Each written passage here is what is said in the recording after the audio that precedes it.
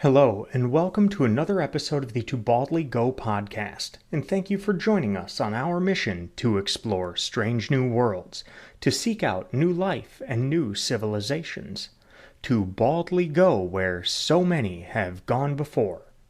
I'm your host, Aaron, and I've been watching through Star Trek for the first time and then talking about it with my wife Abbie and our friend Nate. This week, come along as we discuss the next 3 episodes of Star Trek the original series, This Side of Paradise, The Devil in the Dark, and Errand of Mercy. And with that, our course has been set. Ahead, Warp Factor 2. All right, let's dive into this week's first episode, This Side of Paradise, episode 25 of season 1. We are wrapping up here. Yeah. I love the message at the end of this episode, which brought it up for me a little bit. But aside from that, I thought it was very mediocre. I did not care for this episode very much.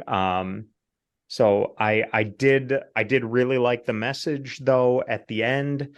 So I bumped it up to a 6, calling it an okay episode, and I think I'm being a bit generous there. I didn't really care for this one. I thought it felt kind of weird, not silly the way we've seen some other episodes, just kind of odd. Yeah, I thought it was definitely a different episode. I didn't feel like it was maybe that bad. I didn't rate it that much higher. I give it a 7. I thought the messages in it were interesting enough to kind of keep me engaged, but it wasn't. It's another one of those where they probably could have structured it a little bit differently to drive the points home on it. So, but I think apparently enjoyed it a little bit more than you did. Yeah, my initial thought was I put a 6 or a 7, and I kind of settled on a 6 just because I really didn't care for it all that much. The I thought the philosophy of returning to a simpler life was good. I liked that. I thought it was interesting. And then they all got stoned. And I was a little like, okay, so is this episode about pot? Or what's it about? And then I couldn't tell if they were saying like, yes, this is really good, and then they got Pops Kirk over here being like, no, this is terrible. So I couldn't entirely tell the direction they were going throughout most of the episode, though I think they come back pretty hard in one direction at the end. But I thought it was just kind of a messy, just a messy episode. It had some really good points to it, but overall, I was just underwhelmed by it. So it's interesting because this is one, and I honestly forgot to go back and do the other two, but this is the one that I dropped into Chat GPT for shits and giggles, just to get a breakdown of the major philosophical messages in this episode. I've been minorly obsessed with it lately because I think it's a super interesting tool. The return to a simpler life theme is not what it came back with. It really wasn't that much of a part of it though. It was a line I made note of early on, and then they never really came back to it, at least explicitly that I recall. But I thought even if it's a throwaway line at the beginning, I thought it was still an interesting point, and they were clearly living a much simpler life Yep, compared to space travel. for sure. I don't, did they ever, other than that throwaway line, did they ever actually say why that they did this?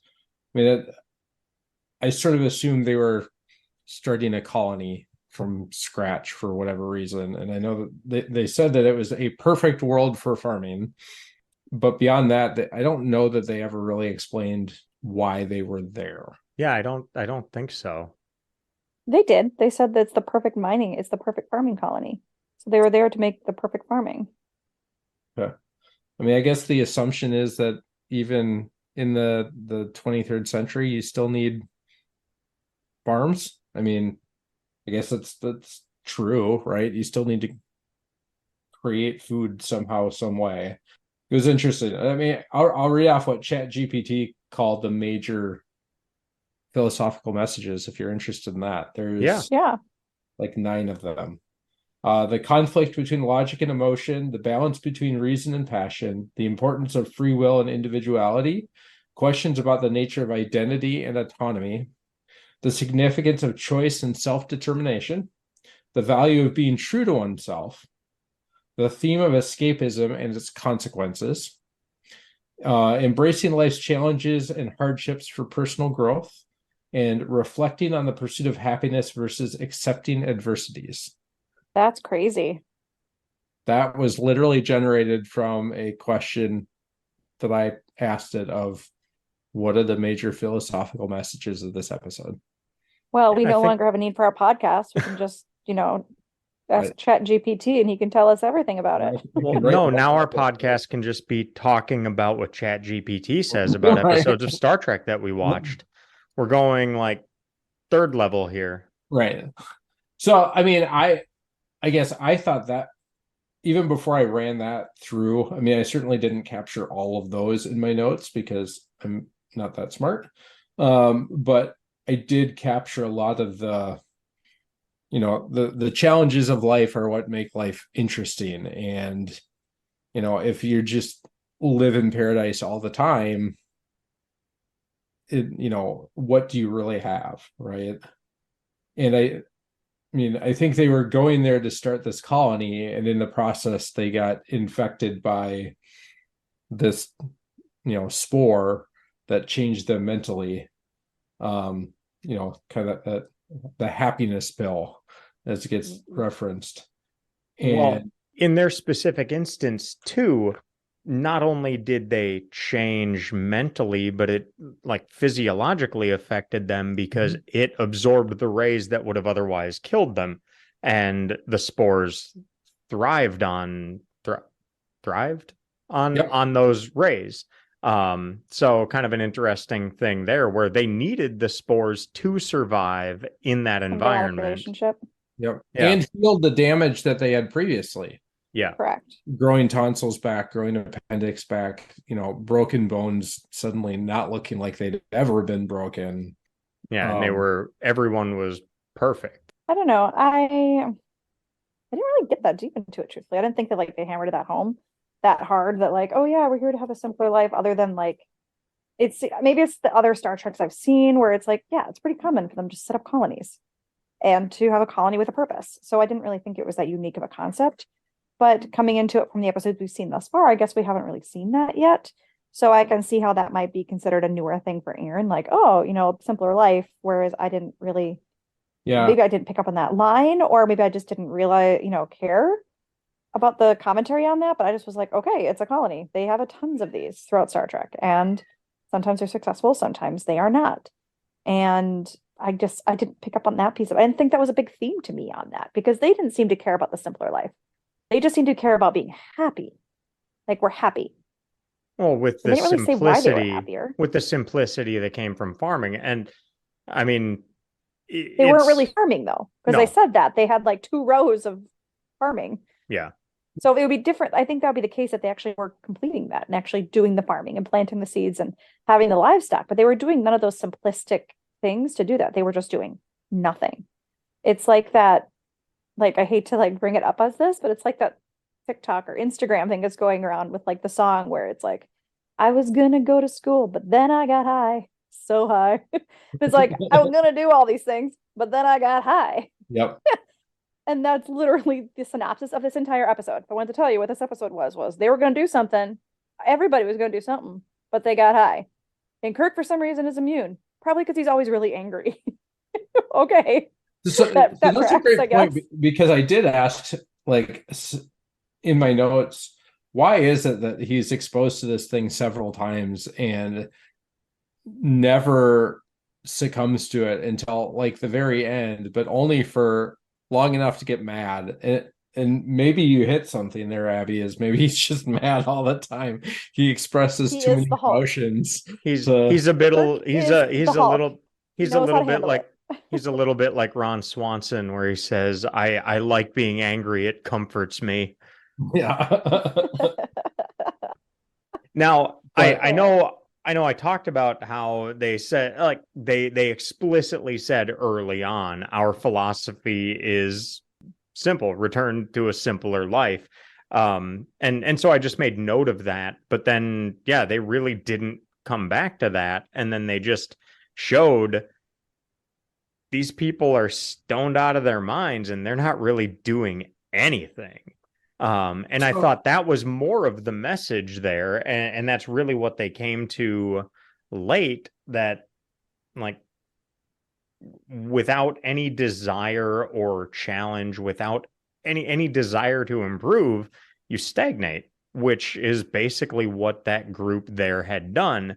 They were all blissed out, but what good was that here's my doing them? question. I see what you're saying, but we also get that return to a simpler lifeline after they've already been infected with the spores. So did they go there with the intention of living a simpler life, or was that the result of being infected?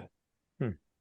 They don't really make that clear, right? No, no, they don't really make that clear, but I would I would think that they probably didn't intend to do that, and then the spores made them otherwise, because once they were made to be angry and lost the effect of the spores, they all had some drive again to go do something or go somewhere that was Yep. missing throughout. Because earlier, when they were like, hey, we need to take you away from here because there are these dangerous rays, they all basically said, no, we're good. And I found that line where Spock had said to Kirk, it's a true Eden, Jim. There's belonging and love. And Kirk said, no wants, no needs. We weren't meant for that. None of us. Man stagnates if he has no ambition, no desire to be more than he is. Yep. So, and then Elias said, we have what we need. And Kirk said, accept a challenge. So I think they probably went there with a different intention, but then the spores blissed them out and took away any drive they had for anything. And then it just kind of sapped all of that potential energy. I think that is the most likely explanation in this episode. And I think that's the commentary, right? The need to Yeah. have a challenge, the need to grow, Yep. the need to have ambition. Um, I think that's an Let's interesting philosophical point in itself. Um, like, do you need to have ambition? So what's interesting, I thought about it the other way. So I thought it about in the terms of the need for all these people to have other people have no ambition. And that was their active driving goal. So Yeah, she brought him to the flowers. He, like, two of the other people were brought to them on purpose, yep. not as directly on camera, but very clearly they were out there like, hey, we were told to go investigate this landscape over here. And huh, shocking. Now we're high too. So I don't know. I'm not someone who has gotten high, gets high. I've been always too much of a goody two shoes for that. Shocker. I watch Star Trek, right? But I'm curious if that's like an actual like behavior. Like I feel like that is from stereotypes and from like rom-coms and stuff. Like people who are high want other people to be high with them. And then they want to bring as many people into that little like wood parties and stuff like that. They don't want to just do it alone. They want to be blissed out and make dumb I mean, I decisions don't with think that's everybody. unique to drugs. I So think you can say the same thing about alcohol too. that's true. But same concept. And we could have the same For thing about sure. alcohol and like have the air be cause them to be drunk. Same Yep. concept, right? So I mean the same premise applies. I mean, Yeah, yeah, and The one thing, go ahead, Aaron. I think go ahead. we all know people who, for lack of a better term, lack ambition. And there's something about that pulls down on other people a lot of times, where it's not just that they don't want to be ambitious, but then they're shamed by other people's ambition, so they want to take away from that. Maybe that's an unfair judgment in certain situations, but just on average, I think a lot of times you see that lack of ambition has, in a sense, its own ambition to expand its own influence as an idea. So I think that that's kind of the thought I have there, where, like you said, they it seemed the only thing they were trying to do was get these other people hooked on the spores. Um, yeah. Do you think that it was again, it was never covered, but do you think that is a biological mechanism of the spores itself to want to propagate via infecting other life forms? I guess Interesting it's concept. I mean, I would go ahead. almost see it as they each had their own goals for it. So the girl had the goal of, Spock is a robot. So she was like, hey, I might get him to open up a little bit and see Yep. my ends there. I think the leader was probably excited about it because it got them to stay on the planet and convince other people to not have them leave. So I don't know how much of it's self-preservation from the spores, given there are personal gains for each of the individuals involved that we saw. But I have to lean towards your concept on that because an entire ship abandoned crew Mm-hmm. to go onto the planet, which on a large scale model like that, you'd have to think it's something more than just individual personal gains. I Well, hadn't thought of that until just now, but I think your insight on that is really in good. in Kirk's line on that too is he's the last one on the ship. I don't know what I can offer against paradise. Mm-hmm. That lament as he sits on the bridge by himself trying to figure out what to do before he's infected. And You're asking if that's a biological part of the spores, but how are they propagated or expanded by infecting these people? It's not, I mean, are they don't really address this, so anything no, would just be hypothetical anyway, but it's not like these people get the spores and then they cough and new plants arise. Oh, Um, it's it's The Last of it's Us. yeah, yeah, it's not the cordyceps from The Last of Us that's propagating through the people and taking right. them over. It's just impacting them. They just never hit on that. Like they never Yeah. say one way or the other. I'm gonna roll with that as, in my brain what's going on there because it makes sense, not because there's any indication from the episode that that's what's going on. So in nature, though, we have symbiotic relationships with that right Yep. now in nature, where it's not a direct biological imperative, but it's still a part of the propagation process to use a third party species because it's a positive benefit for them, right? Right. Yep. So even though it doesn't directly affect them on a chemical level, they're happier because they're doing this task. So, and that just involves moving said object. So the one that immediately comes to mind is squirrels and nuts, right? Yep. So they get to eat them, they get happy. They poop them and trees grow, or they plant them and bury them in the ground and they grow up that way. So they're happy because they get happy feelings from eating said nut. But the nut, it's literally part of the tree's design and how it's supposed to spread is being spread around by this environment that it's in and this Mhm. ecosystem that it has developed. So I guess maybe it's the ecosystem are these humans there. And so they're spreading it naturally by being happy and doing that way. So it may not be an imperative, but it's a natural causation within the ecosystem because of that happiness feeling. They want to spread it, which might be an inherent thing of the Yep. plant. So they are bringing it along with them. I mean, they brought him up to the bridge, they brought him all over the place. And I think that's what's his face was doing. Oh, what McCoy was doing for what, like a solid like 3 hours, just sending all the plants up to the ship, right? Mhm.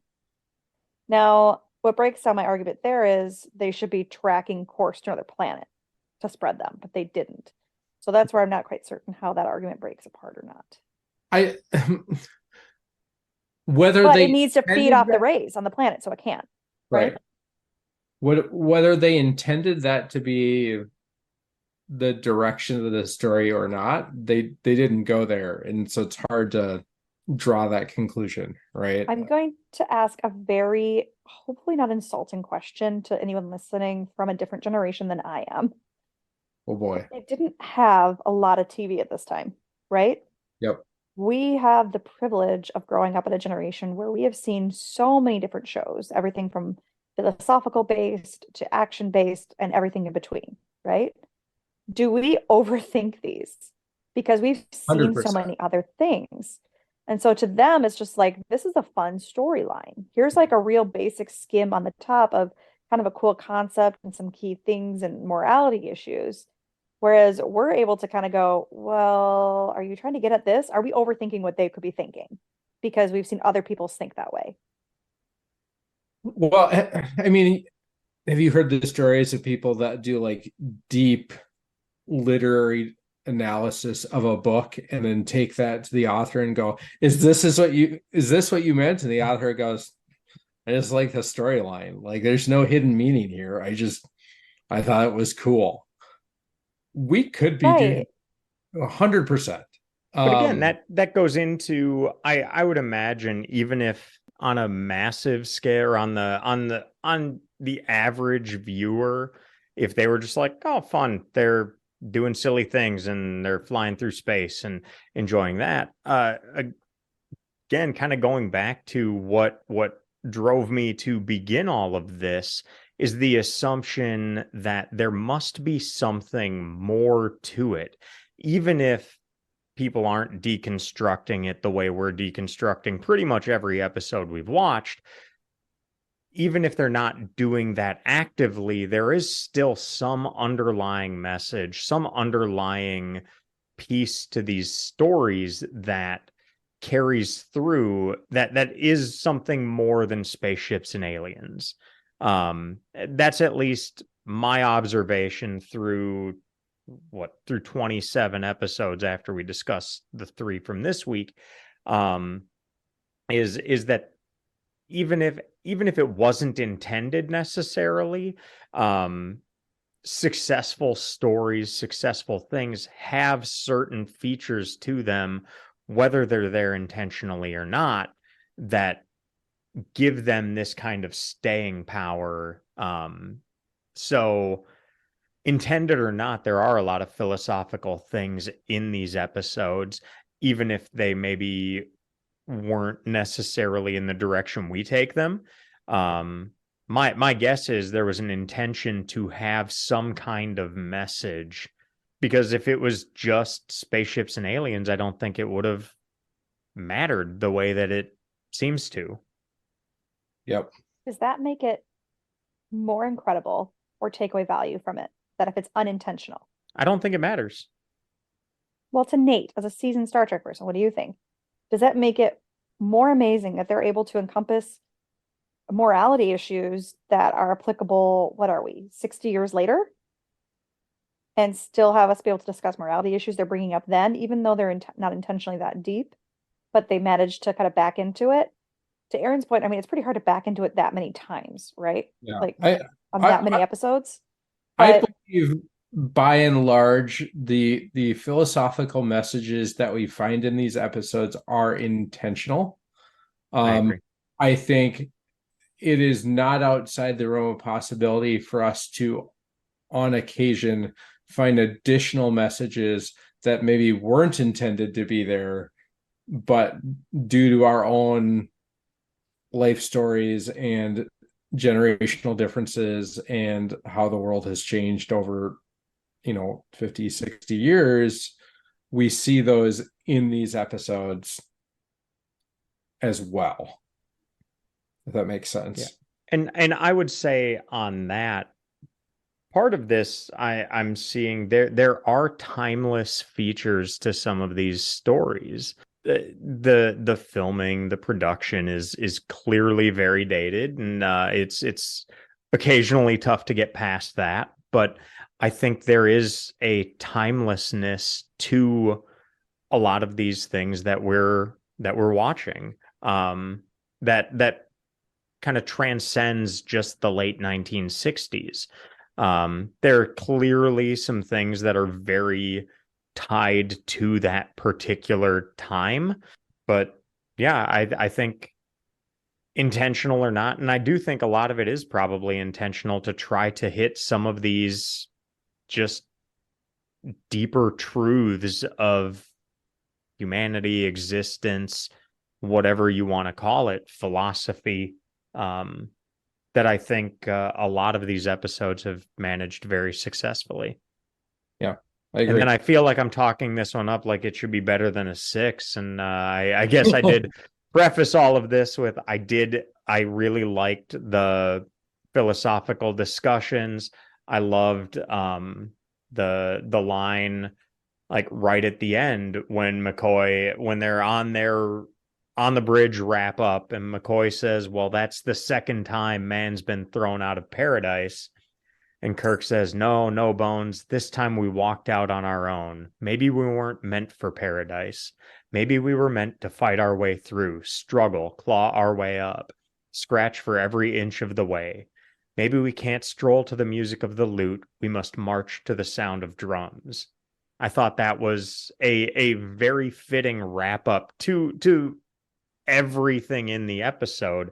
And that's why I brought it up to a 6, thinking it was otherwise a fairly mediocre episode, even if it had a ton of philosophy that I liked. So I'm sure you thought I was going to give this episode like a 9.5. I didn't. I mean, because maybe it's because I don't think it was worth a 9.5. I'm maybe a little surprised that you gave it a 6, but I didn't, I expected, something in that range. I never got a score from Abbie, or at least not one that I wrote down. I nothinged this one. I just didn't care. I really thought they were trying to honestly go for, this insightful thing into Spock and trying to really show that he does have these emotions that are buried deep down when he's not stuck up and he's got a stick up his ass. But if he's high, the heart is more honest, I think is what they were kind of going for. And he turns into this like nice person essentially that has someone who loves him and he can love her back kind of thing and has an entirely different life set out ahead of them. So I know we focused on you don't get anything done when you're high. Yes, but in Spock's case, maybe he's taking it too far the other way. And so he's missing out on living. He's missing out on love and all of that kind of stuff. So I focused on that part of the storyline a little bit more. And then also on the fact that anger to get you out of the high, I don't know what they were trying to go for with that. Of why does really intense emotions have to break this? Why would that break this hold on you? It doesn't quite make But it does sense. So I'm trying to think through it. That happens to us a lot. As human beings. Explain. All right, so here's the example. Well, I'm going to go back to the alcohol analogy for a second.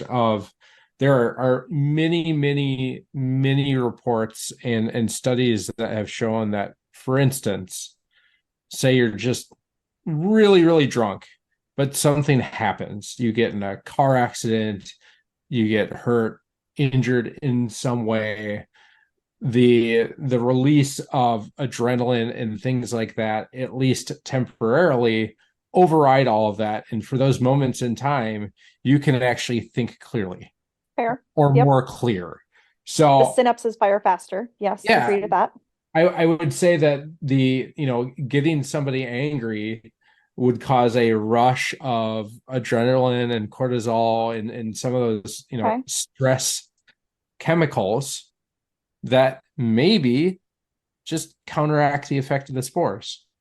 Maybe it kills them. Maybe they can't handle those chemicals. I don't know. Speculation, but that is a plausible speculation on my part, at least from my perspective. Yeah. It's good of an answer as any. So the other question I have on this is why did this episode go this direction when we've had multiple episodes throughout this series even and future series where we get drunk and we fuck up the ship. We don't plan it and stick around exactly sniffing daisies. So why all of a sudden does this make you not destroy the ship and everything else does? You know what I mean? So it was an interesting thing. What made it different? Yep. I don't know. It's a good question. You still haven't given me a score, by the way. I'm not letting that go. I'm kind of with Aaron. I more than tolerated it. It's a 6, maybe a 5. 6 is mediocre. Okay, so tell me, what does 5 mean? What's the ranking score? What does 5 mean? Does 5 mean you nothinged it? 5 is okay.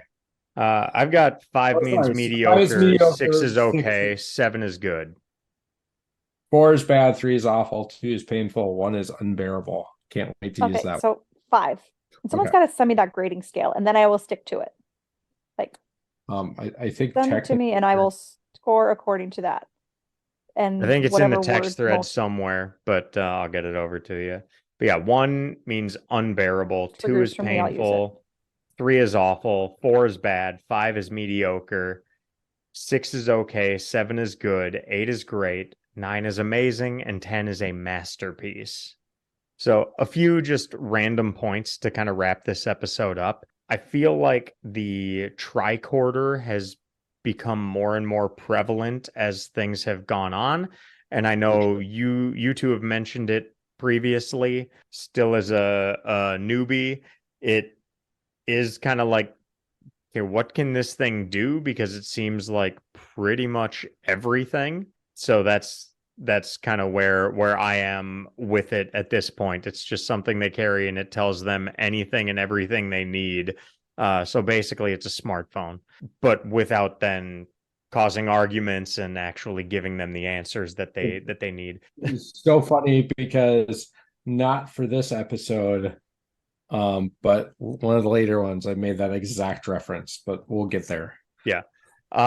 So there was that, and then Spock apparently has another name, but slowly humans are unable to pronounce it, so he just leaves it at that. I thought that was an interesting note as well. The other thing that me and Abbie kind of goes back to something that you said earlier of, you know, maybe Spock has gone too far. His last line is, "I have little to say about it, Captain, except for the first time in my life, I was happy." And I thought that was a really cool line. Yeah. I've got some trivia stuff. You want to hear trivia? Let's do it. All right. In the original right, Sulu was the one who had that love interest in Lila, not Spock. The script was rejected. It was written originally by DC Fontana. Excuse me, it was originally written by Jerry Soule, and it was rewritten by DC Font credit to Jerry because the studio originally didn't like it. So they swapped Sulu and Nimoy, and that's how you got Spock falling in with that love story. And in the original, I did think it was interesting that they gave Spock the attractive blonde in this episode and not Kirk. I think it could have been even more interesting with Sulu.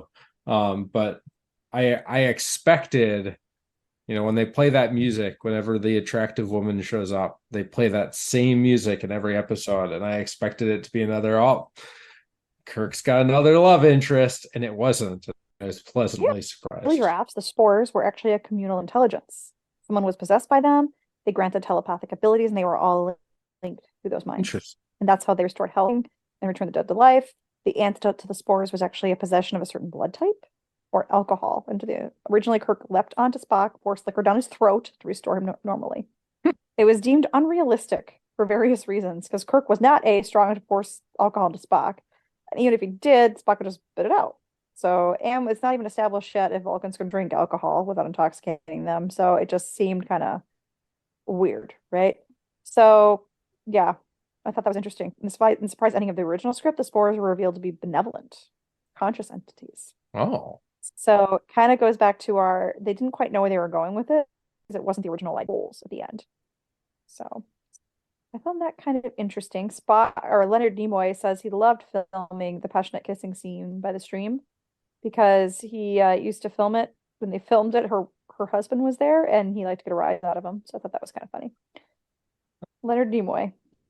Apparently, fans have all agreed that this planet would have been a perfect planet for the Agarians from one of our previous episodes. The Agarian-minded hippies in The Way to Eden. Have we watched that one? Did we watch A Way to Eden yet? I don't think we've watched that yet. That is much later, I believe. So we'll have to remember that because supposedly people think it's the way to be. I'm pretty sure that's a 3rd season episode, and I don't have all the titles put into my spreadsheet yet. Season 3 is when the really weird stuff happens. You'll probably get lots of low ratings on that one. Solid. All right. I'm good. You want to start the next one? Remind me All of right. which one it was. Yeah, the next episode, episode 26, The Devil in the Dark, in which we see Spock should not be a gun safety instructor. He's got horrible trigger discipline and points with a gun or a phaser while trying to just point things out. Yeah, horrific. I missed that apparently. Horrific They gun safety. all Finger on the it. trigger. Terrible discipline. And Well, I mean, I did think that they're literally folding their arms later on. Every one of them, the security people, folding their arms to check their watch, and they have their arms crossed with the phasers pointing to the person next to them. I've watched the boy hold his wall. phaser backwards. So Like, oh my God, gun safety people. If you know what, they should Yep. never own a real weapon or even touch one. I'm sorry. Just no. Yeah. An initial thought on this one when they went down into the mines, I did think it looked an awful lot like the mines from Stardew Valley, if anyone has played that game. It looked very much like that. But yeah, all in all, yeah, I thought this was this was another episode that I gave a 6 or 7, and I think I settled on a 7. I thought it was a good episode. There was nothing really bad about it, but nothing spectacular or earth-shattering. Yeah, I enjoyed the episode, and that was about it. I also gave it a 7, and I was really craving sausage pizza by the end of it. I'm not sure why. But I just really want to order a sausage pizza. I get it. Yeah. Just some weird subliminal. I'll give it a 6, only because I think the reactions of those people on the base are very accurate. They didn't give two craps what they were doing, whether they were hurting someone or being productive or whatnot. And I think that greed like that is very classic, though overacted, obviously, but I think that's a stylistic choice within that time. I'm getting over that. I like the character growth of Kirk, because he was the one very much like, we're gonna kill it. I don't care. I'm not wasting another man. And I like the subtleties within this one they had. So no lines. Did you guys notice when his security guard was killed? Spock starts to walk away and he just kneels down by it and has just this look on his face of loss. And it was really well done to me because it wasn't overt. Like a lot of times it's like, I will never let this happen again. It was just, you could tell it ate at him as a captain. Someone under his authority that he was in charge of, that he was protecting, died. And it was really well done for me, the subtlety of that. Even more so, they started getting more clever with their camera angles. And I think I pointed this out to Aaron as well during the actual episode. I was like, look at that. That transition was far more natural, and kind of clever and a little bit more modern as even in today's days. So I thought that was interesting and how they started doing that. It was when Kirk and Spock were talking and then the camera moved and like came back up on Kirk, and now he was in front of the like however many security guards holding their phasers pointed at each other. But yeah, it was a very, very slick transition in terms of the filming of it. I'd be curious to know if that was because they were getting more mature with the production of the show, or if that was techniques they were starting to see more often in other shows that they were adopting. It's hard to probably find the answer to that. But I mean, you see that in like modern TV shows that they'll all use similar camera angles, similar types of shots, to achieve an effect. And I don't know, it'd just be interesting to know if they were kind of pioneering that or if that was the trend during production of this episode. Yeah. So, Abbie, touching on something you said with the character growth of Kirk, I made a note early in the episode. So a recurring trend I've seen through many of the episodes, and I know I've talked about it before, is the hero's journey, and how each episode has its own, or most of the episodes have their own little microcosm of the hero's journey, where it hits all of the, or many of the various points in the individual episodes. But then there's also this overarching hero's journey where almost all of the episodes fall under these like challenges and tribulations period of that journey.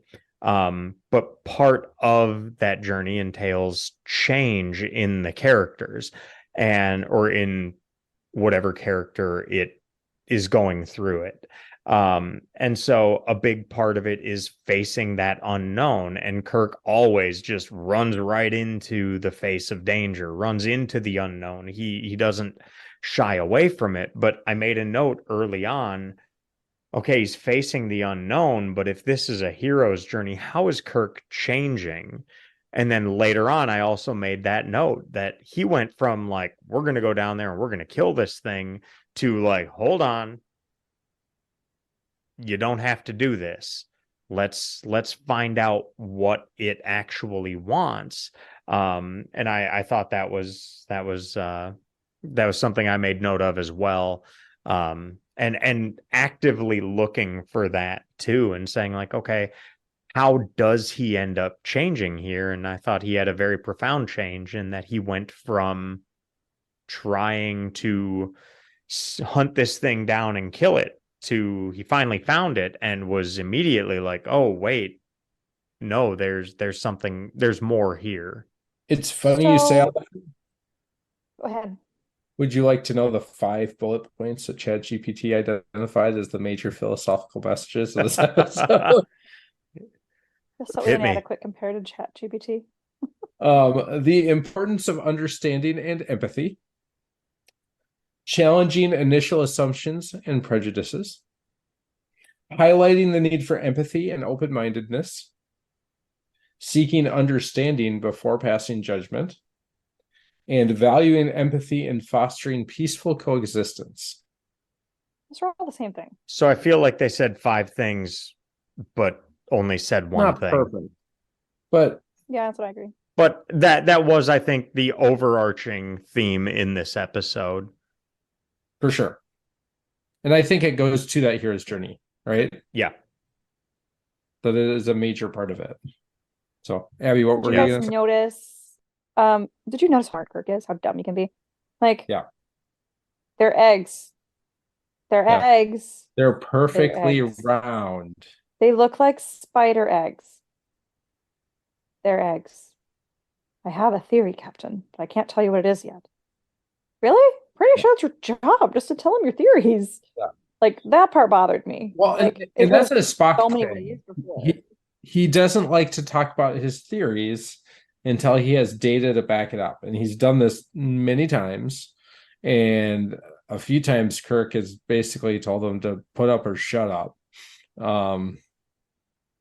But it is a frustrating part of Spock's personality of, I've probably figured it out, but I don't have all the data to confirm that I figured it out. So therefore, I'm not going to tell anyone what's going on. Instead of, hey, maybe if I socialize this, other people can be on the lookout for data that confirms or denies this. And we can get to the root of the issue faster. You just lost me. Are you saying you want to tell us what that is or no? I want Spock to say what his theories are without this nonsense of, Oh, gotcha. I could speculate, but I'm not going to. Gotcha. Just Yeah, it bothers me, but at the same time, Kirk, you gotta be smarter, man. Like, yeah, come on. You gotta be smarter sometimes. Sometimes you're a dummy. And this is one of the ones where I was like, you're being really dumb, man. I mean, I love you, but why you gotta be so dumb? And I love the only thing I really actually liked about this is, like I said before, the portrayal of the people who worked on the planet or on the whatever it is, the mine, because they're so, oh, I feel it even today working with people where it's just like oh, remember that time you didn't tell me the whole truth? And so I couldn't actually solve the problem for you because you told me only the parts that you wanted and that you were frustrated. And so you sent me in there unprepared to fix the scenario you wanted fixed. How about you actually tell me the whole truth of what you did so I can actually fix it for you? I'm not going to judge you for it necessarily. I just need to know so I can Yep. go in and fix what you did. Yep. And that I think hit for me a little bit because I'm like, yep, that sounds about right. Yep, nothing's changed with humans. Mm-hmm. So More things that one I change, think gave more some they stay the believability for me. same. Right. So that one got me on that. I'm like, yep, we're in there. I mean, so on a stupid course, I'm happy overall with the series now that we've gotten rid of the problematic things we always had because of the yeoman. We don't really have yeomans anymore, so I like that. Series has less ick factors for me. I've noticed that in the last few episodes, far less ick factors versus Kirk always being weird with people. Where he's not being weird, he's being good. I'll take it. I wonder if that lasts. I honestly don't remember, but I wonder if we're still going to have those episodes. Yeah, I'm sure they will, but I feel like I watched 6 episodes now in a row with far fewer than historically. So either I'm getting desensitized to it, or they're getting No, better. I think there's definitely less of it. There's So less creepy stuff in these. yeah, the creep factor is going, which so we might see more of it just because it appealed to their audiences there. Last time we liked something from like the action sequence stuff, we got vetoed by the people of the time, and they had to go back to making the other episodes because they missed the Captain Kirk action. Yeah. So I don't know. Overall, I mean, this episode, going back to it, I guess, there wasn't really a lot of themes on it, right? Even No. Chat GPT pulled it out. Got Yeah. one theme. Don't prejudge. Maybe there's something else going on. And I feel like I've seen this episode a dozen times over.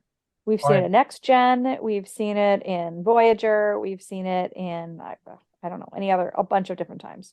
I think it's a So real for me, this easy was message to use because it's also a message that we typically fail at as a human race. probably true. I'm not disputing that. But for me, it just came off as boring. It was like, okay, this isn't unique. Yeah, I mean, I There won't was argue that nothing point. to this. There's truth to that. It's not earth shattering, right? You went in there with some preconceived notion that turned out to be wrong, and now you've got to figure out how to make it right. Like that's the episode right there. Yeah. Yeah, I mean, I yeah, it was just going through holes the I entire think time. Like, yeah, nothing happened. I feel like a lot of this episode is just like in the while like I said, there's the hero's journey in this episode. I think this episode just really falls into the greater hero's journey of either Kirk or Spock or the Enterprise and its crew, whatever character or group of characters is on that journey through the entire series.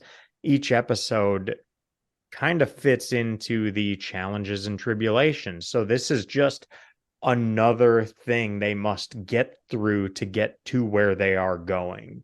Yep. And I think that's really all this episode is.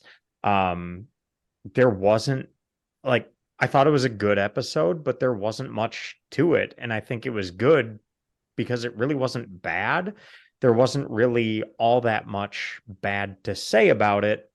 But I thought it was better than just okay, which is why I gave it a 7.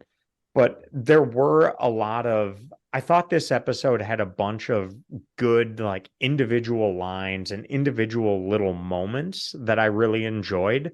Like, I thought it was really interesting that Spock, this kind of know-it-all type guy, is perfectly willing to admit when somebody knows more than he does.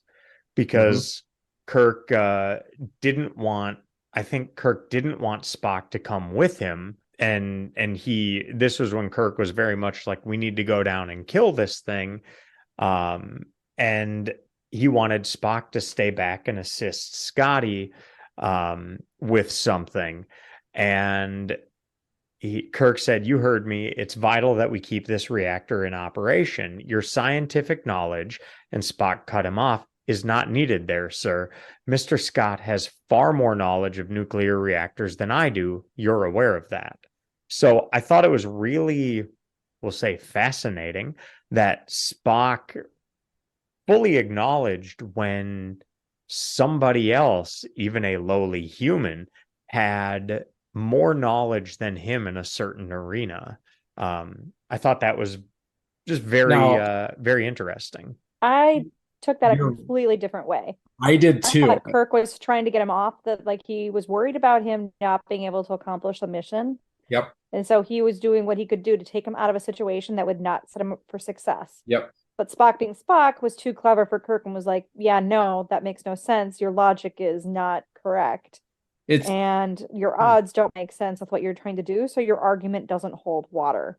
that's And Kirk, literally that's why how I I think took Kirk that. grinned. He's just like, Because fine, you caught I me. literally wrote down that Kirk was giving Spock a shit job to keep him out of the way. He didn't like what had happened up until that point, and at that moment, he needed Spock to be doing something else. So he Anything else just created, to get out of the way. yeah, he created a role to get Spock out of the way, but Spock out-logicked him and managed to keep on keeping on. I guess.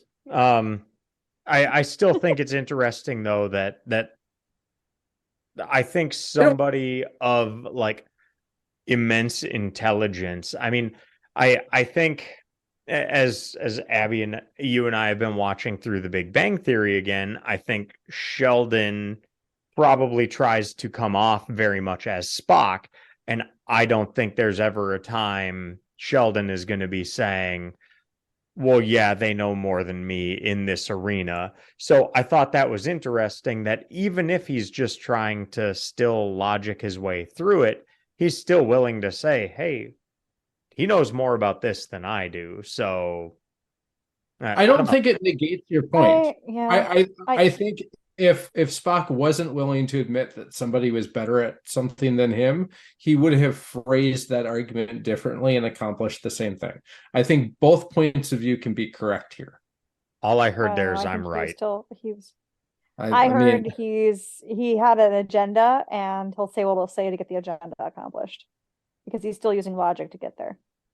I still heard that I'm right. So that's all that matters. Right. shocking. Yeah, but even if I totally maybe I did totally just get that one wrong. I thought I think it was you got that wrong, but I don't think it makes your point wrong. Nate, he got it wrong. Don't encourage his bad behavior. I am negating He's what I'm misunderstanding. I'm hearing going as full I'm Spock here. Maybe Nate knows more than I do. bullshit. I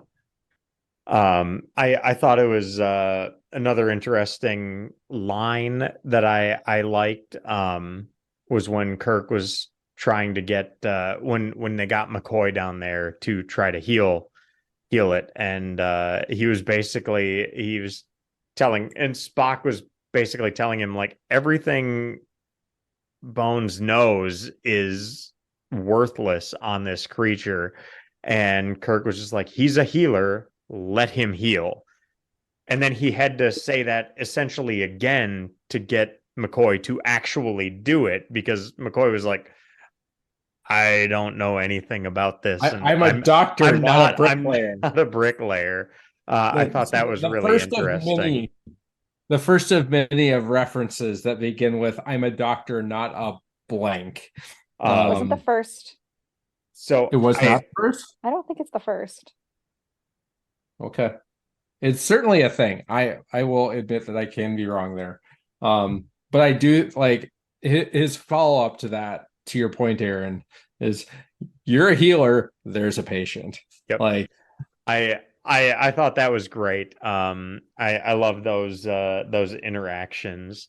I liked a line later where when they were kind of starting to wrap things up, and one, I thought it was interesting that Spock was able to do is it mind meld from a distance, which I made a note of, like, a mind meld without contact. And then immediately after I wrote that, he said, well, I could do more, but I would have to get closer.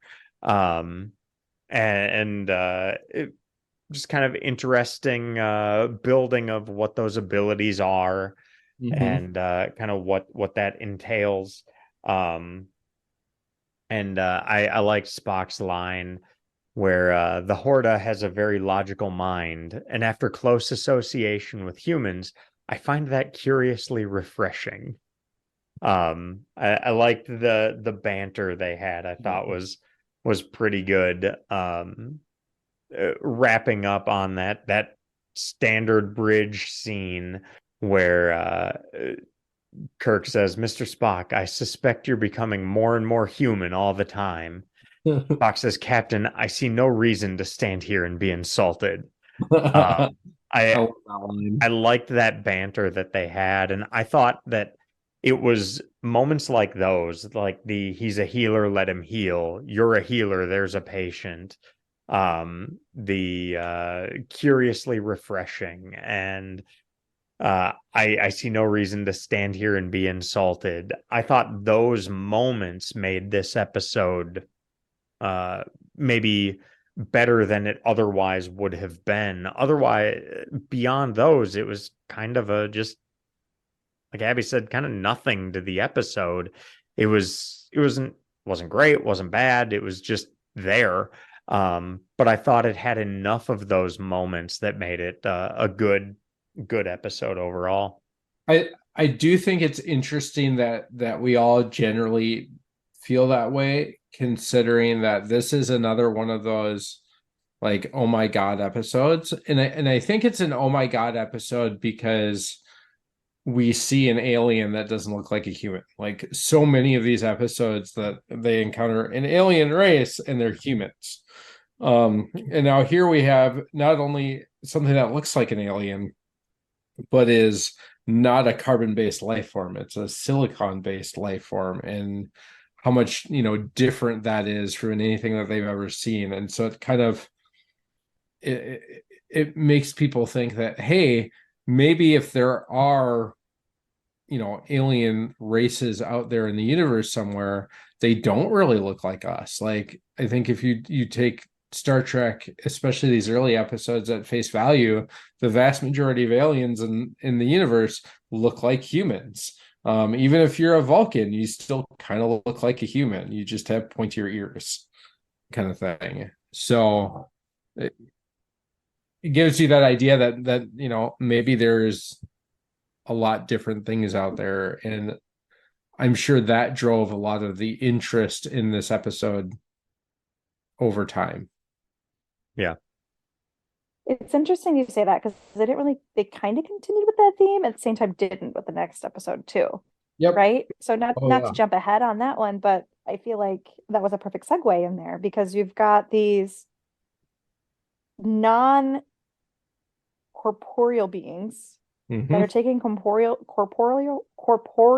me start that again so Eric could edit that one. Say that 5 times Have fast. these non-corporeal beings that are taking corporeal shape just for the purpose of making it so the humans can understand them and relate to them. And not to mention the humans are judging them for that. And like, don't worry, we'll help you behind people. You guys so stupid. Yeah. He literally has this embarrassing moment, in hindsight about this. But they're literally just doing it for his sake. Yep. And then on the other hand, you've got the Klingons who are heavily bearded humans. Now, as a Star Trek lover, I love it and changed it through the different series. They look so different as they go along, right? But there's Yep.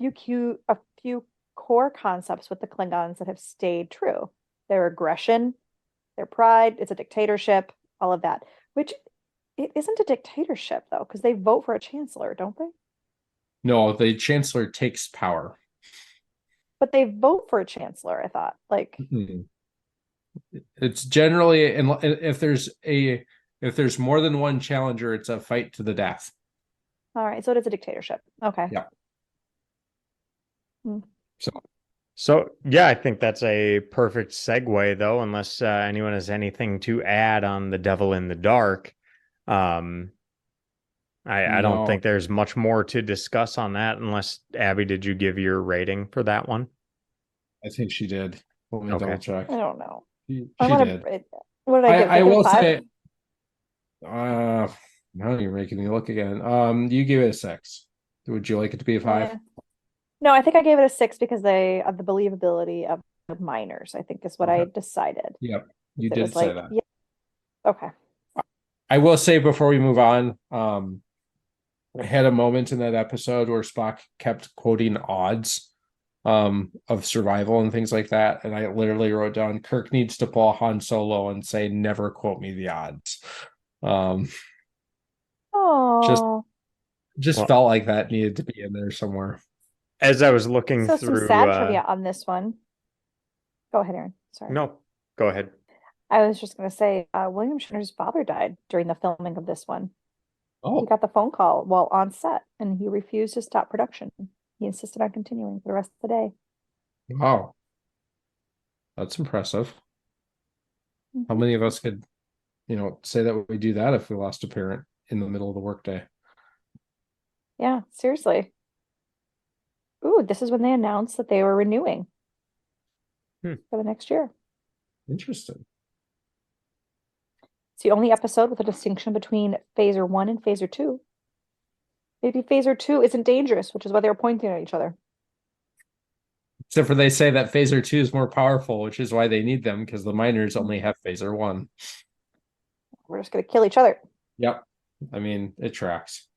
So, Nate, deep cut for you and I, Perigium, is that how they pronounced it?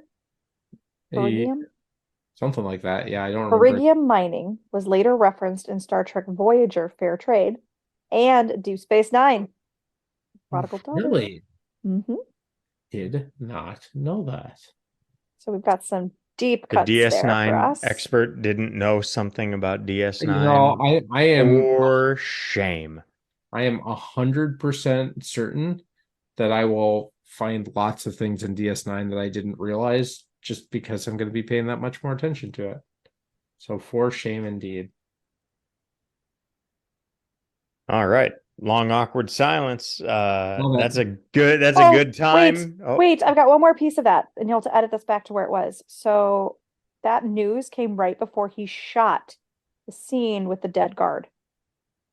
So Oh, his mournful demeanor was genuine. That was him grieving over his dad. I love it. That's a good trivia, folks. This is our red shirt security guard casualty 1. Yeah, we haven't had one of those in a while, I believe. But sorry, I jumped to that one real quick. But Bill Shatner, good on you, man. Yep. Way to method act it, I guess. I guess that's pretty awesome. So Yeah. All right, let's All right. Well, yeah, that's a long segue now we've taken to move into episode 27, Errand of Mercy, in which we are introduced to the Klingons, which you mentioned they have changed appearance over time in the various series. They were not what I was at all expecting. Because I mean I've heard of Klingons before, but couldn't really tell you anything about them other than that they are bad guys, similar to when we saw the Romulans. So I didn't know what to expect when I saw on the episode description that they faced the Klingons in this episode, but I thought this episode was great. I really enjoyed it. I thought there were some good there was some great dialogue, some decent action in this episode, but a lot of the dialogue and the juxtaposition of the Federation with the Klingons, I thought made for a really compelling episode. I give this one an 8. Okay. Abbie, how did you feel about it? Not that good. I think the pause right before that is I don't know where he's getting these scores from. Like, does he watch anything with me that we actually enjoy watching together? So I'm starting to wonder, like, if he's ranking some of these like this. better than the last one, and I gave the last one what? A 6? 6. Well, that only gives you one option. I'll give it a 6.5. Okay. Here's my Um, rationale. Here's my rationale. I Kirk bothered me on this one because he said even in a few lines what his role was, and I utterly disagree with that in his calling as a starship captain. I think they already set it up to be something different. He said, "I'm not a diplomat. I'm a warrior." He said, And I'm a soldier, not a I'm a diplomat. soldier, not a diplomat. Excuse I me. can only tell you the truth, which I thought So was a really interesting line. right. And I'm like, I completely do not like this line and this idea. And he had this rage to him, right? So one of Kirk's traits for me was always his capacity to think while being angry and upset, right? Yeah. And he's doing a horrible job at it through this entire thing. And he's just got this back. Now, maybe there's back knowledge to the Klingons. I know there is that we don't have as to like what they're doing. And it just seems so petty in the way they described it in this one. And then I don't know. Usually he's smarter than that. Usually he plays the logic game. Think back to like the game where he's like outsmarting the little kid who's, setting him all the trials and stuff like that. I Yep. mean, he's usually far better at being diplomatic and a strategist. And I felt no strategy in this one whatsoever. It was just Kirk being a petulant child, is what I found it to be. I, Kirk is a toddler pissed because the kid he doesn't like this week is over to play or is at school with him. And you I, can see that in the eyes of all of the locals who are just like, seriously, it's okay. They'll be fine. Just calm down. How about you let I, us handle this? Just calm down. And I he think couldn't it's even do that. even I think it's even deeper than that. I agree, and for the record, I gave it a 6, which makes me the lowest out of the three of us on this one.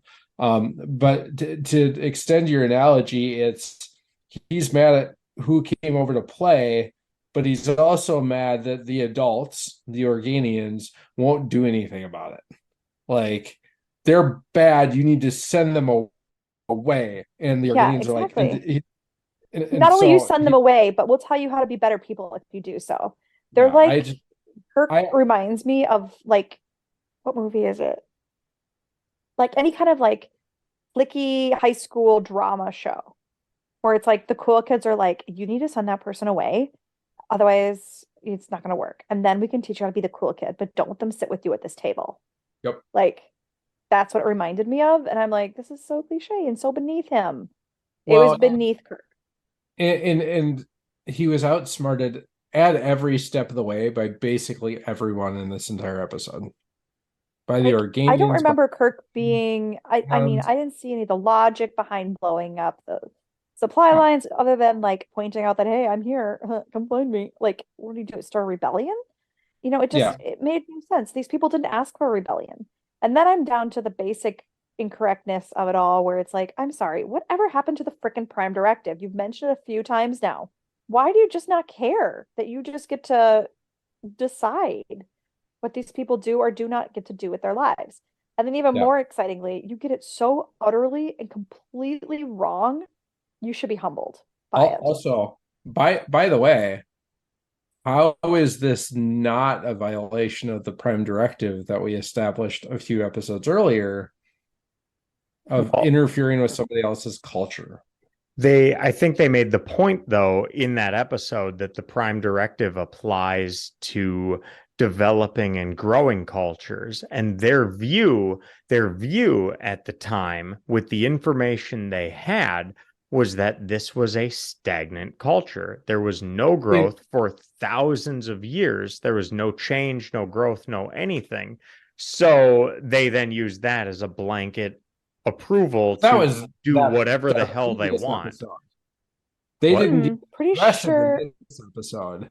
And Yeah, clearly we go find ahead. out it's not a stagnant civilization, right? We Well, obviously don't know I'm where sorry. yet. The Well, movie, Star Trek movie is about this, and like but still can't bug them, even though they're stagnant. Like literally, isn't that the plot of Insurrection? We can't disturb Yep. us. Admitted here, they had advanced in a while. Sure as crap, they have been advancing. They just chose to live this lifestyle. but We see this recurring theme as well. okay, So, I mean, so either the Prime Directive evolves between these times, and we just haven't seen it yet. So, as someone who sees the Prime Directive, where there are plenty of episodes, Aaron, where you're just like, forget the Prime Directive. We don't care. It's not as important. Fix this problem. please fix this problem. I Yeah. don't want to see this person die or that person die. Like it's a thing that becomes personal to you. Which And is, so it's almost one of those things that if it's not real and it doesn't have to be followed that way, then why is, it's like one of those rules. Like if someone follows it but but nobody else does, it just makes the person who follows it a dick. And okay. so that's where it is. If Kirk isn't following it, well, does that mean everyone else doesn't have to follow it? And hundreds of lives, thousands of lives could be saved? But if you're dealing with imperfect information, are you going to hold somebody to the standard of what is the truth that somebody is actively trying to hide versus the information available when a decision is made? So you have Spock actively saying, Captain, our information on these people and their culture was not correct. This is not a primitive society making progress toward mechanization. They are totally stagnant. There is no evidence of any progress as far back as my tricorder can register. So Does again, he we say that see in this episode or the other episode? this episode. Okay. So he says that in this episode, and he's saying not only are they not like primitive, they're stagnant. So that there gives them the ability to say, like, well, Prime Directive doesn't apply, at least based on what we've seen to this point. And now this is another one of those instances where me as the newbie, I can see it from only what we've seen so far versus what you guys have from other So, series. So in that regard, I don't think, at least as it's been established, that's been violated. I mean, even after Spock says that line, Kirk says that doesn't seem likely. And Spock says, nevertheless, it is true. For tens of thousands of years, there has been absolutely no advancement, no significant change in their physical environment. This is a laboratory specimen of an arrested culture. So,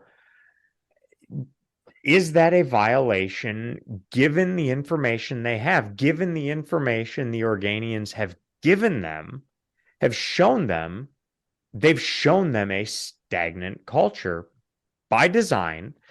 So after the fact, we know with more information, that's not an accurate assessment of the situation. But given the information they had available at the time, how can we judge them on their decisions based on information they did not have? so let me take the Prime Directive off the table here for a second. You're right. Like the Prime Directive, as it's been established thus far in the show, says that if you're stagnant, it does not apply. So I will give you that.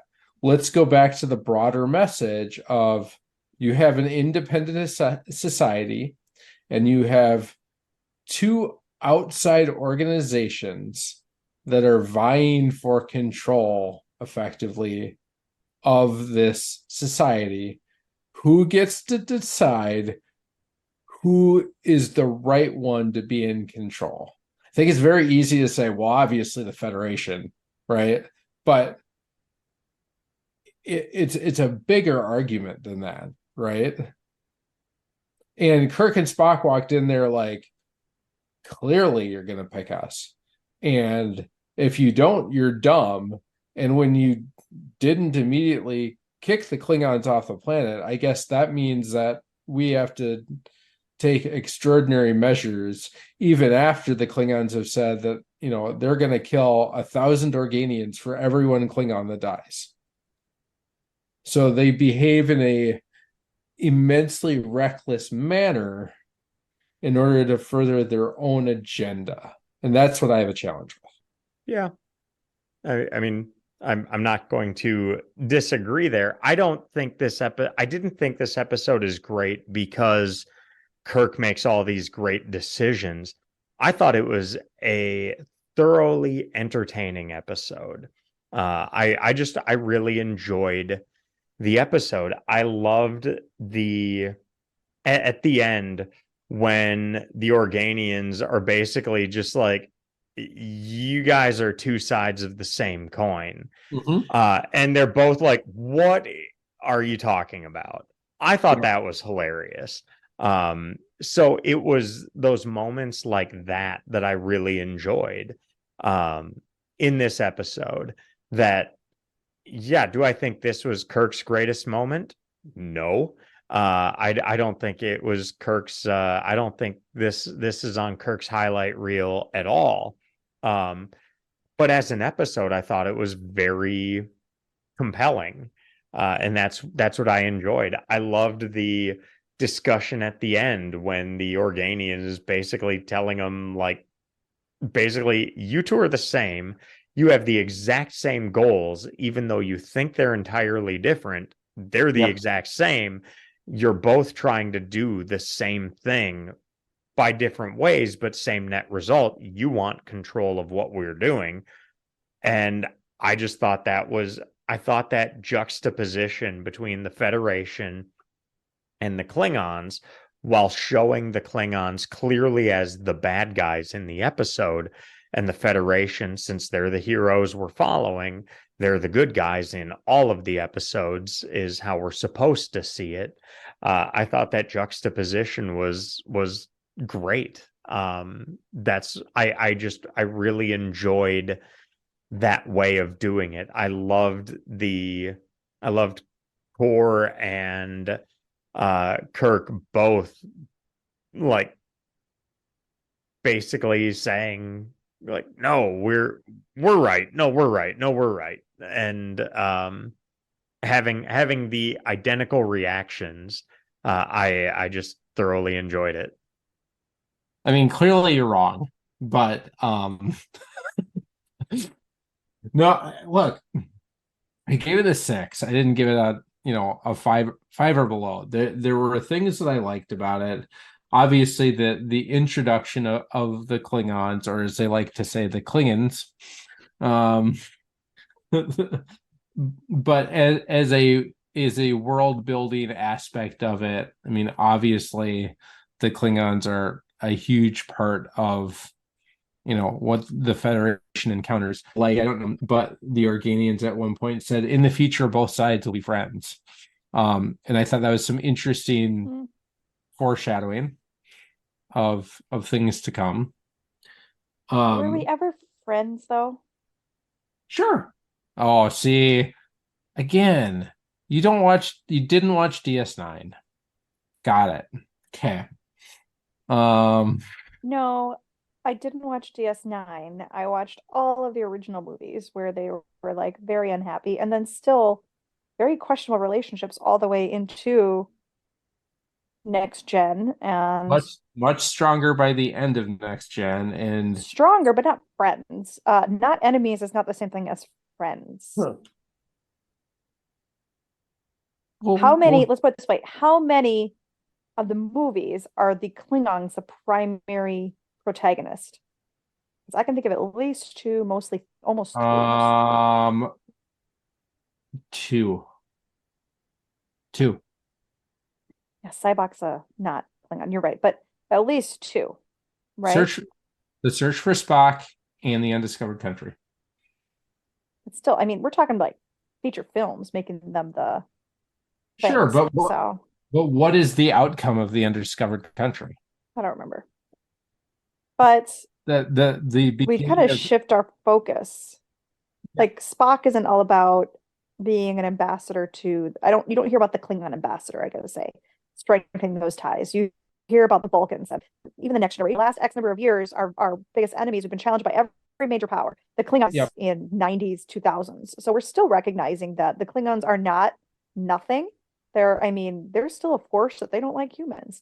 And they're barely starting to do like that, like swap, whatever. But they'll be talking way in the future. I argue that the entities here are probably one of the most powerful entities we've seen thus far. And they can go from where you are here all the way to Earth, all the way to the Klingon home world. Remember, because they said they were in all locations, weren't they? And they were going to make that effect happen on the home worlds as well. Like, my goodness, talk about like the world's greatest peacekeepers.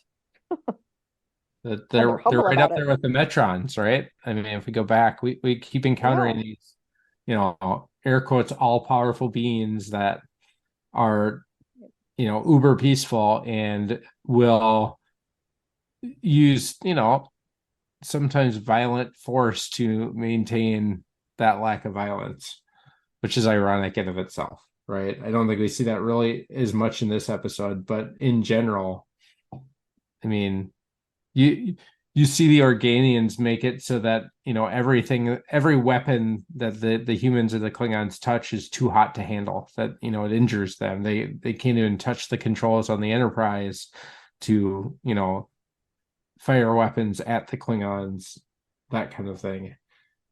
So that in itself is an interesting message of how much violence will you use to prevent violence. I also am probably the only one that caught this, again, because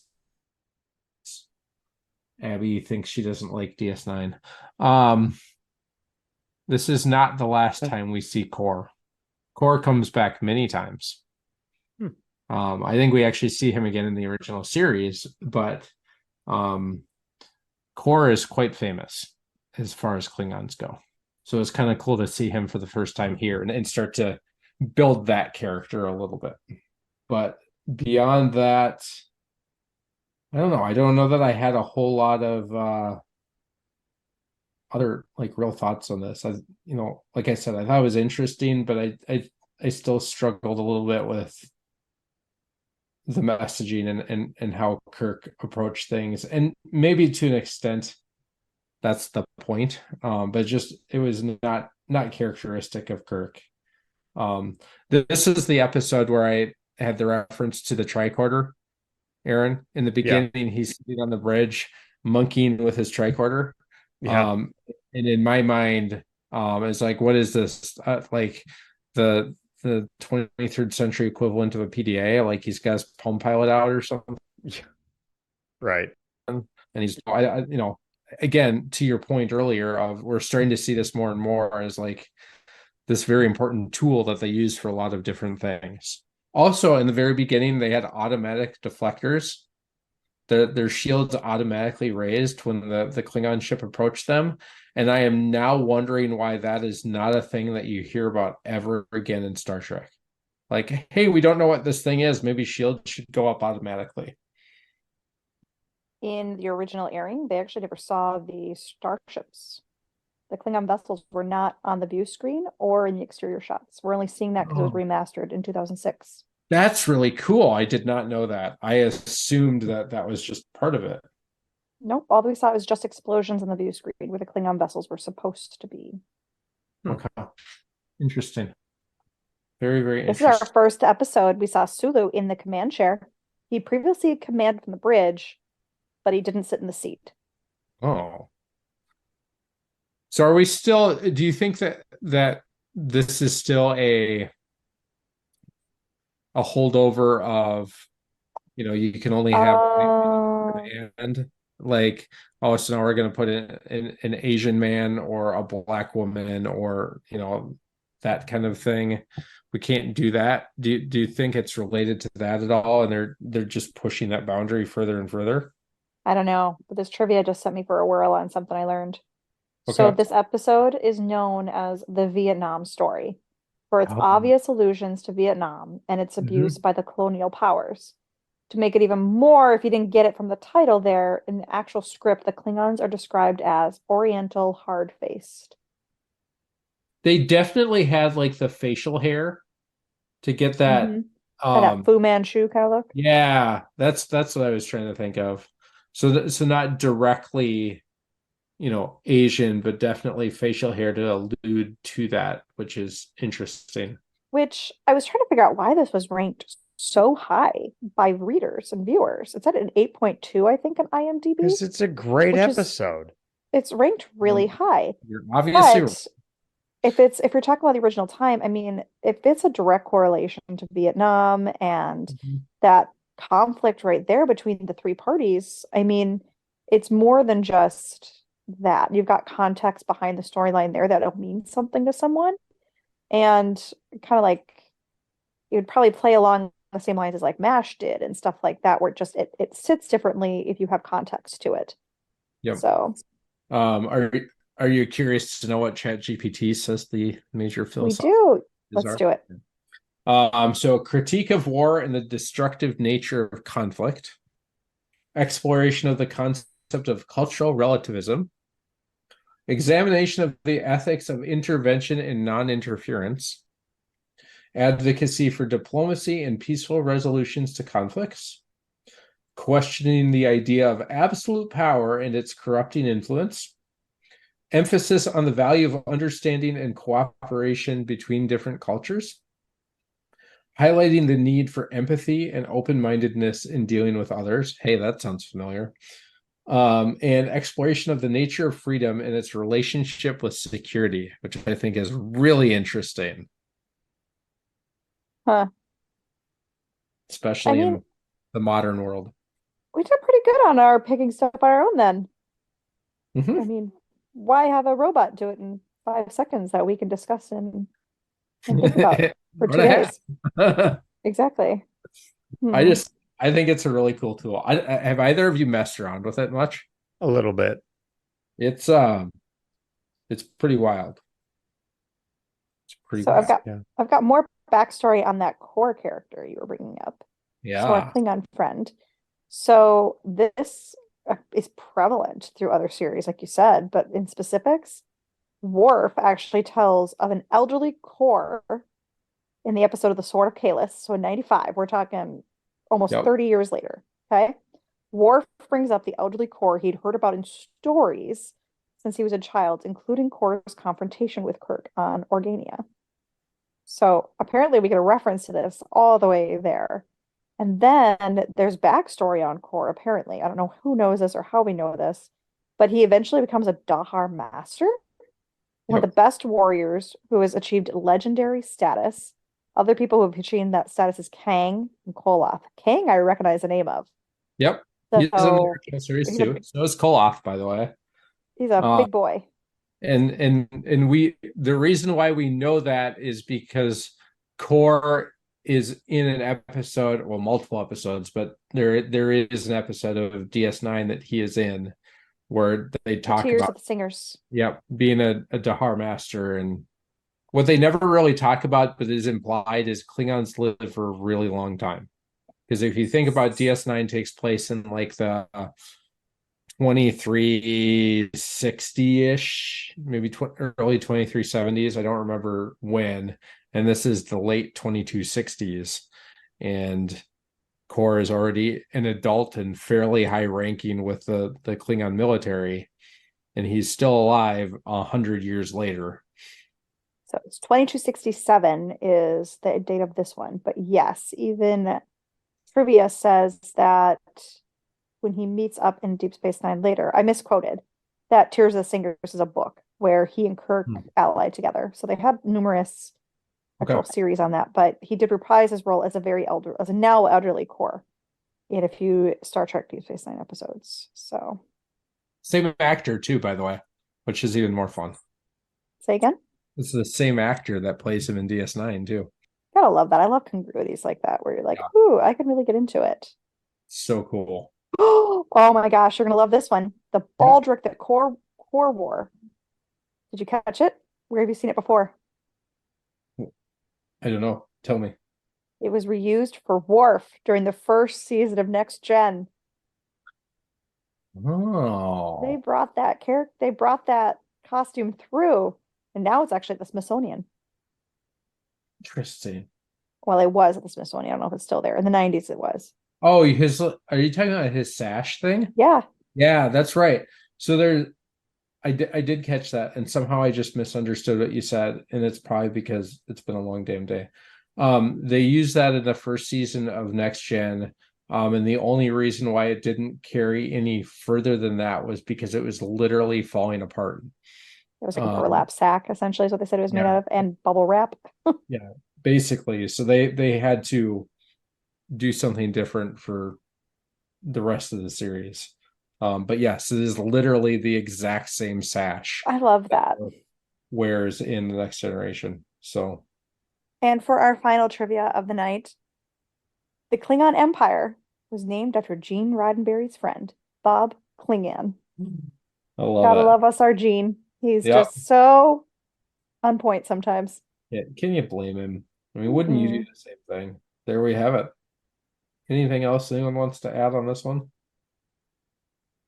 I don't know. I think what I liked in this episode were a number of little moments they had, little lines, little bits of dialogue, that without these, I probably wouldn't have cared for the episode very much, but I thought there were some just good points. I think it's interesting because it takes a very anti-war position, and you have to think this is very early in the Vietnam War, like a year into like the US entering the conflict, I believe, because I think we started in about 65. While conflict in the area was growing for a long time. I Coming into this episode, I was thinking, okay, we talked about the Romulans were the Russians in the Cold War. So who are the Klingons? And I was trying to think through some of that, but I thought some of the just moments in the episode were really strong, which I enjoyed. I thought early on it was interesting that Kirk says, well, there it is, war. We didn't want it, but we've got it. And Spock responded, curious how often you humans manage to obtain that which you do not want. That was a great line. I thought that was just a brilliant line.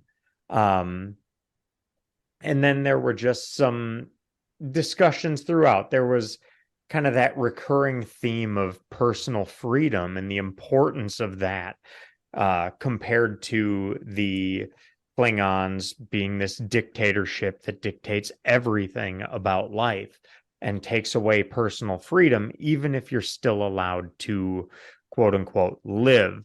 And comparing and contrasting, okay, what does that actually mean? If you're not free, is that a life?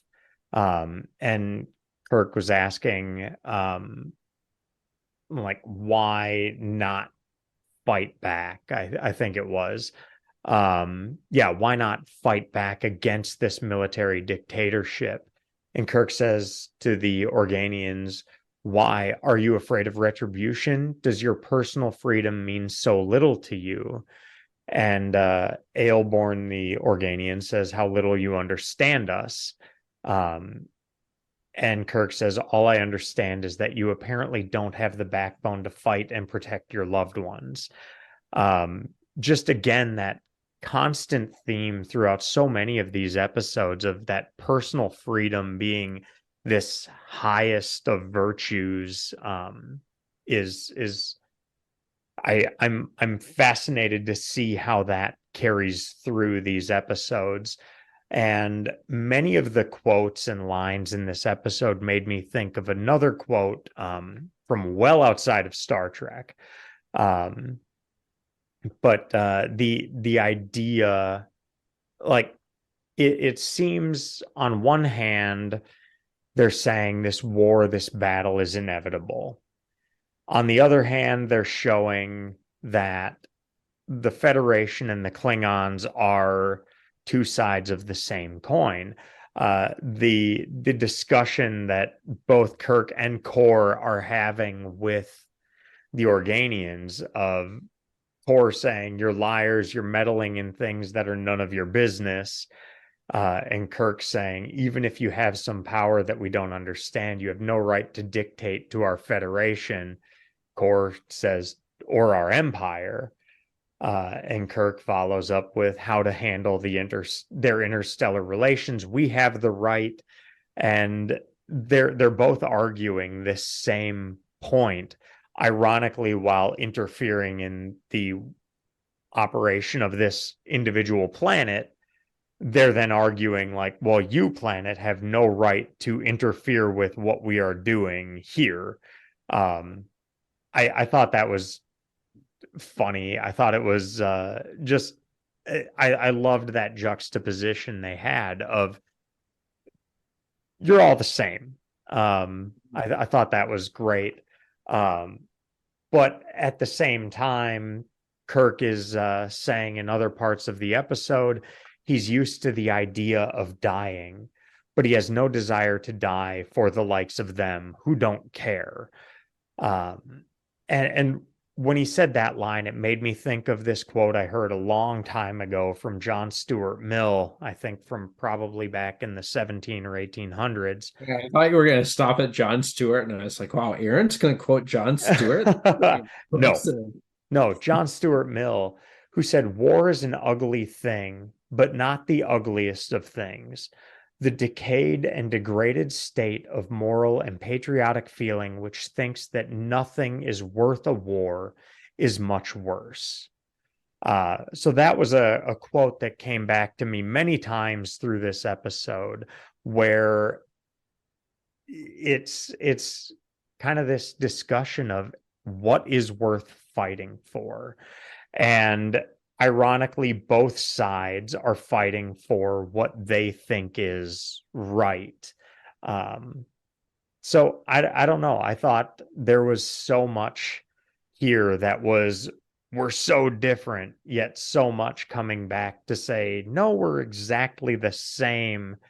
And Core even said that he didn't want, sorry, I had the exact line here copied down, where Kirk says something to Core about, we're nothing like you. We're a democratic body. And Core says, come now, I'm not referring to minor ideological differences. And in that regard, anything that's different about the Klingons and the Federation in this episode are just minor ideological differences in the direction that they're looking. They're looking for the same net result for their given side. Yep. But those differences are just ideological. I thought that was just, yeah, I don't know. I thought there were many great points like that and great moments in this episode that made me really enjoy it. I can't wait till you see like a really good episode like that. Well, fine. I mean, if this is a This baseline for is that, and low you on think the. it's just okay, Yeah, I yeah. do.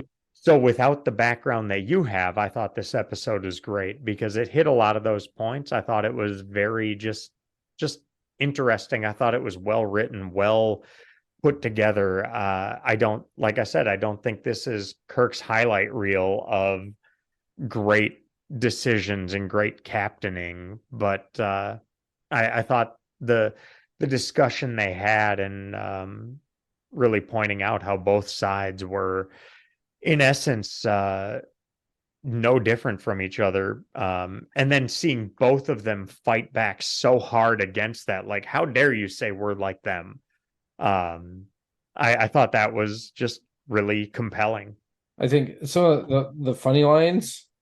I don't know. There were a couple lines in there that made me laugh. Kirk at one point goes tells someone to go climb a tree. I don't know why I thought that was funny. I thought that was really funny.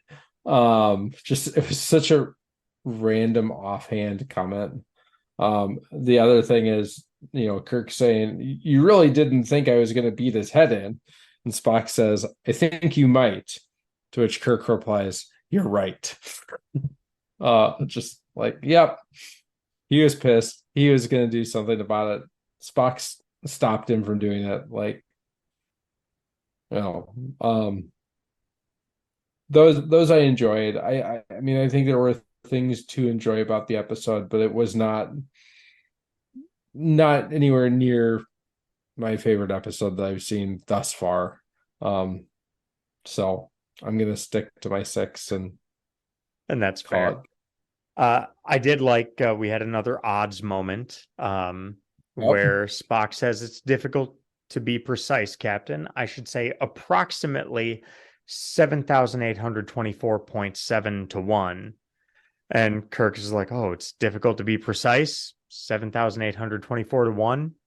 And he says 7,824.7 to 1. That's a pretty close approximation. I laughed at that. I also liked that the Klingons effectively tortured Spock by using this mind sifter, mind ripper, whatever they wanted to call it at any given moment. And Spock's response to it was an interesting experience. Yeah. Like that was pretty good. And also, how would the Klingons, having encountered all these species before, not have known that a Vulcan would have been more or less immune to their techniques? Yeah. Some questions I had early in the episode, which they began answering through the episode, was okay, they're now talking more clearly about the United Federation of Planets. We've heard that now, I think, a couple of times. Yep. And then I'm wondering, okay, is that the same as Starfleet? Is that something different? And then they did mention that Vulcan is part of the United Federation of Planets. So kind of again building that that world, that universe here. Because they throw out that United Federation of Planets without much explanation of what that is, though it's clearly something and something big.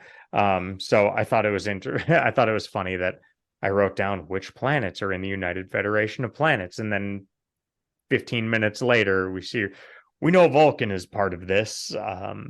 So kind of slowly piecing together and building that world is kind of fun. It's interesting that they haven't talked about any of the other major worlds that are part of it beyond Earth and Vulcan, because there are a few, and I know they come up later in the series, but it is a part of that universe that they just really haven't built out yet.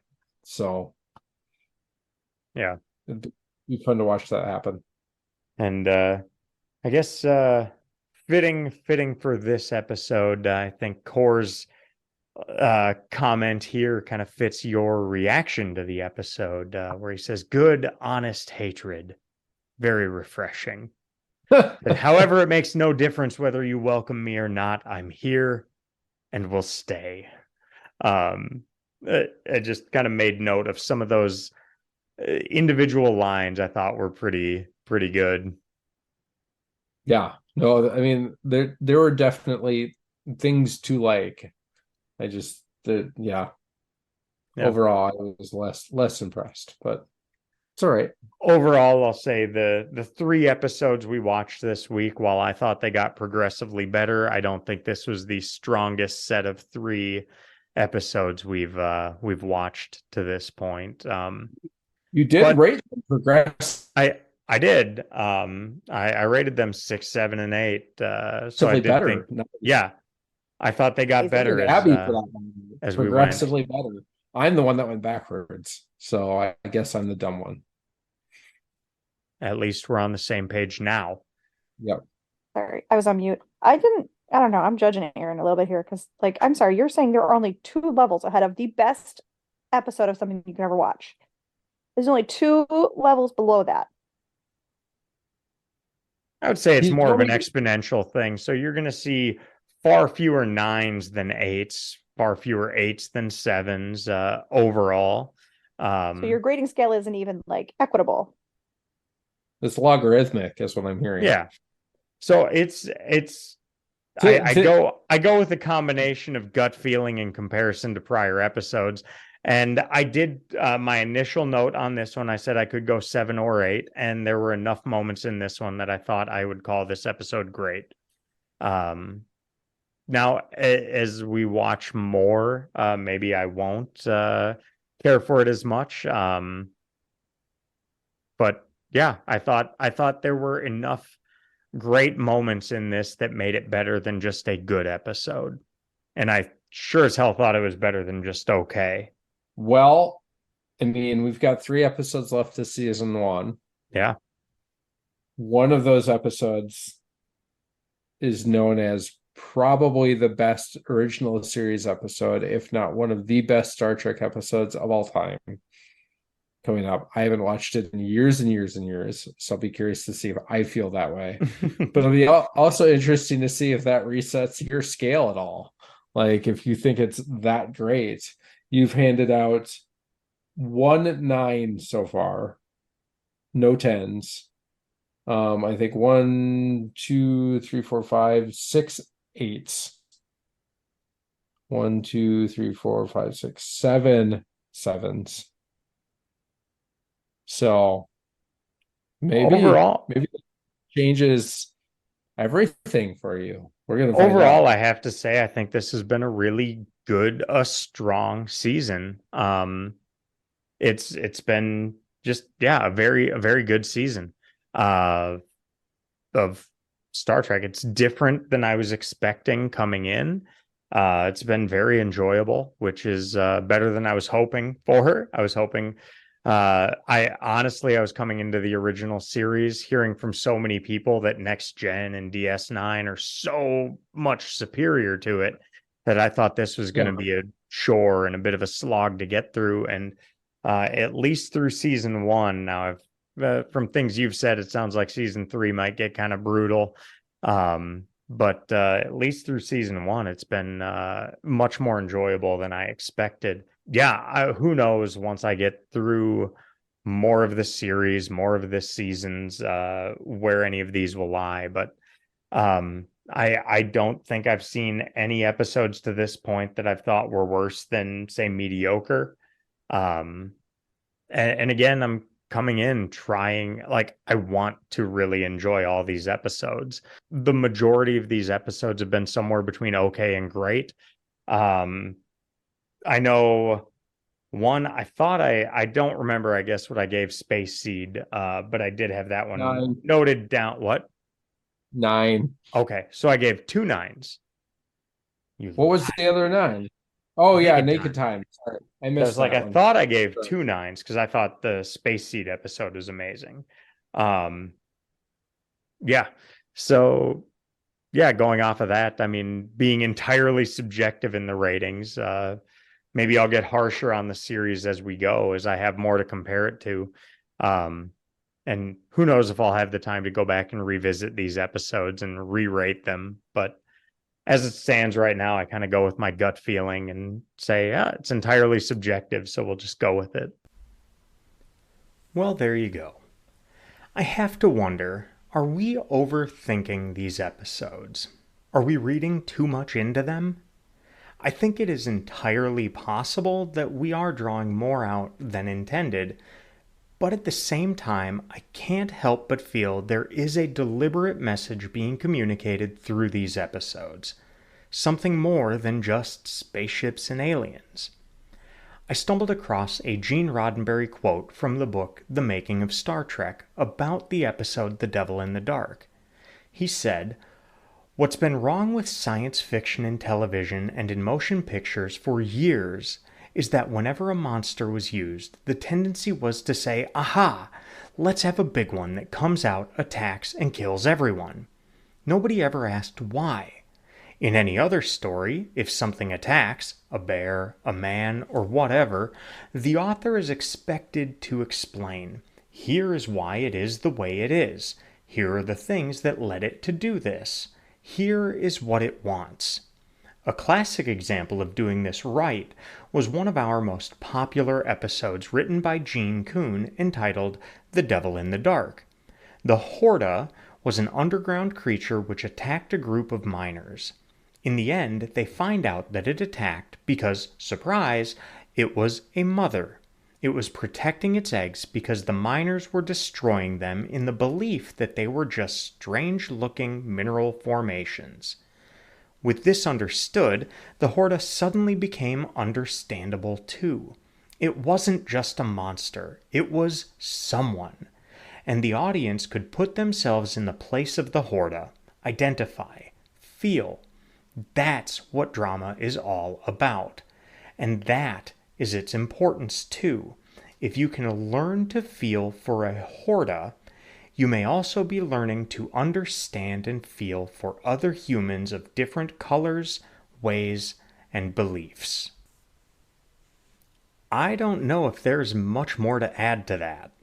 If you can learn to feel for a Horda, you may also be learning to understand and feel for other humans of different colors, ways, and beliefs.